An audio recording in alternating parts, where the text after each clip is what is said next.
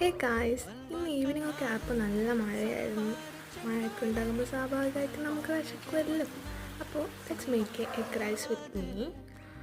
പിന്നെ this is a my kind of egg rice, അതുകൊണ്ട് വലിയ എക്സ്പെക്റ്റേഷൻസ് ഒന്നും വേണ്ട. അപ്പോൾ ഫസ്റ്റ് തന്നെ എണ്ണ ഒഴിച്ച് ചൂടായി വരുമ്പോൾ അതിലേക്ക് ഉള്ളിയിട്ട് വഴറ്റിയെടുക്കണം. എന്നിട്ട് അതിലേക്ക് പച്ചമുളകും ഉപ്പും ഇട്ട് കൊടുക്കാം. അതൊന്ന് സെറ്റായാൽ അതിലേക്ക് തക്കാളി ഇട്ടത് നന്നായി ഉടഞ്ഞു വരുന്ന പരിവാകുമ്പോൾ അതിലേക്ക് മസാലപ്പൊടികൾ ആഡ് ചെയ്യാം. മുളക് പൊടി, പിന്നെ മഞ്ഞൾപ്പൊടി, പിന്നെ കുരുമുളക് പൊടിയും ചേർത്ത് നന്നായിട്ട് മിക്സ് ചെയ്യണം. പിന്നെ ഇതിലേക്ക് ചിക്കൻ മസാല വേണമെങ്കിൽ ആഡ് ചെയ്യാം. ഞാനിതിനകത്ത് ആഡ് ചെയ്തിട്ട് കാണുന്നില്ല.